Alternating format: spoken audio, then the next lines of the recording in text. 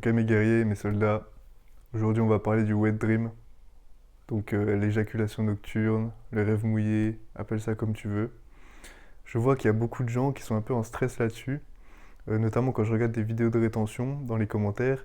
Il y a beaucoup de gens qui demandent, voilà, j'ai fait un rêve mouillé, ou alors je suis en rétention mais j'ai fait tant ou tant de rêves mouillés.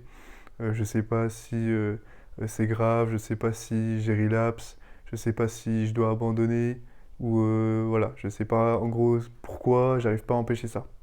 Donc les gars, aujourd'hui on va voir qu'est-ce qu'un rêve humide et pourquoi on en a tout simplement. Donc déjà les gars, c'est extrêmement important de dissocier une éjaculation consciente d'un rêve humide.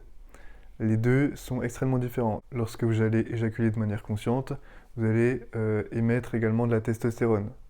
Alors que lorsque vous allez avoir une émission nocturne, il ne va pas y avoir de testostérone, il ne va pas y avoir de spermatozoïdes, ça va être simplement du liquide prostatique. Comment on reconnaît la différence? Tout simplement, le sperme ça pue, c'est chargé de testostérone, la testostérone c'est l'hormone mâle, masculine, ça sent fort tout simplement. Alors que l'émission nocturne, déjà c'est pas du tout la même consistance, genre c'est, tu vois, c'est tout fluide, tout, on dirait littéralement un crachat, et il n'y a pas d'odeur. Et il n'y a pas d'odeur, les gars, vous pouvez être sûr qu'il n'y a pas de testostérone, il n'y a pas de spermatozoïdes là-dedans. C'est simplement du liquide prostatique. Et ce liquide prostatique, pourquoi vous allez le rejeter pendant la nuit? Tout simplement parce que comme vous n'êtes pas habitué à garder donc, dans vos couilles votre semence, et que votre cerveau n'est pas encore désexualisé parce que vous êtes au début de la rétention, eh bien, tout simplement, vous allez avoir tendance dans votre quotidien à être excité de manière régulière. Voilà, vous allez croiser une femme assez jolie, vous allez commencer à fantasmer, vous allez vous faire des idées. Voilà, chaque jour, vous allez avoir ce genre de processus qui vont se mettre en place. En fait, vos prostates, elle va se remplir, elle va se remplir. Plus vous allez être excité, plus vous allez avoir du désir, plus votre prostate, voilà, elle va commencer à se remplir. Et au bout d'un moment, quand vous allez avoir un trop-plein donc au niveau de la prostate, elle va devoir se vider. Et donc pourquoi cette prostate, elle se remplit de liquide prostatique? C'est tout simplement pour préparer le corps à une éjaculation, dans le sens où le liquide prostatique, ça va permettre donc au moment d'éjaculation de se mélanger aux spermatozoïdes pour créer donc le sperme. Et en fait, ça va permettre aux spermatozoïdes d'être plus résistants, notamment au niveau du vagin, qui est un milieu extrêmement acide, et du coup, sans ce liquide prostatique, il ne résisterait pas, tout simplement, il mourrait. Et c'est pour ça que votre prostate, elle se remplit plus vous allez être excité, pour justement se préparer à une éjaculation, en sachant que votre cerveau il est tellement habitué à éjaculer de manière récurrente qu'il va se préparer constamment à envoyer la sauce, tout simplement. C'est pour ça qu'au début, vous allez être beaucoup plus sujet aux éjaculations nocturnes, qui ne sont pas réellement des éjaculations, justement. C'est pour ça qu'on dit émission nocturne. Du coup, les gars, vous pouvez tout simplement déstresser par rapport à ça, puisque comme dit, vous ne perdez pas de testostérone, vous ne perdez pas excessivement d'énergie. Vous voyez qu'après un wet dream, le lendemain, vous n'êtes pas complètement apathique, vous n'êtes pas amorphe, voilà, vous avez encore de l'énergie, tout va bien, vous êtes juste un peu stressé. Et tu vois, c'est ça, comme vous êtes dans votre tête, tout simplement, voilà, il y a un effet placebo qui va se créer et vous allez vous dire ouais, j'ai un peu, voilà, j'ai cassé ma rétention, j'ai relapse, ce genre de choses. Et en fait, ça va justement vous démotiver et après vous allez justement relapse.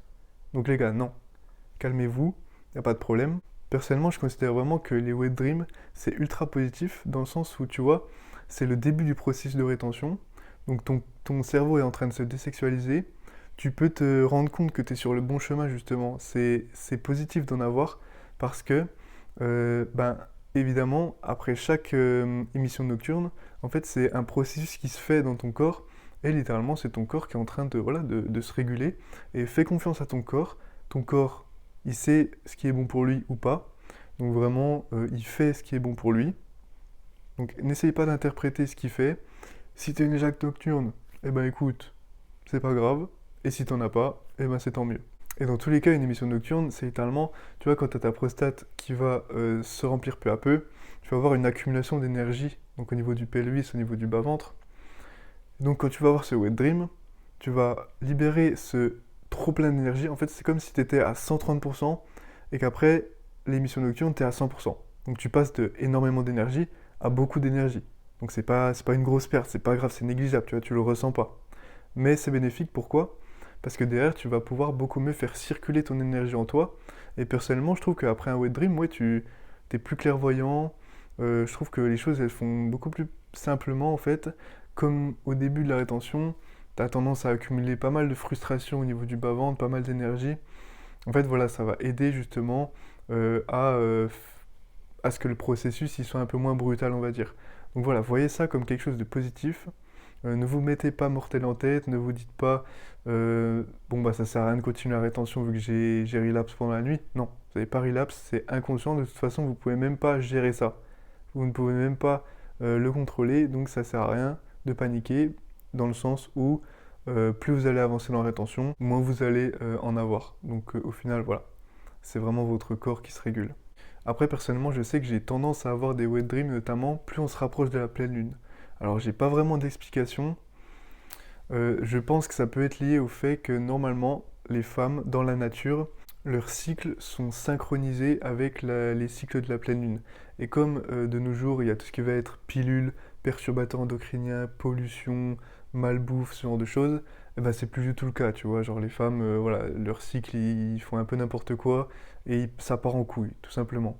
Mais normalement, dans la nature, elles sont synchronisées avec la pleine lune. Et je pense que du coup, c'est pour ça que personnellement, j'ai plus tendance à avoir des wet dreams plus on se rapproche de la pleine lune, et je suis pas le seul.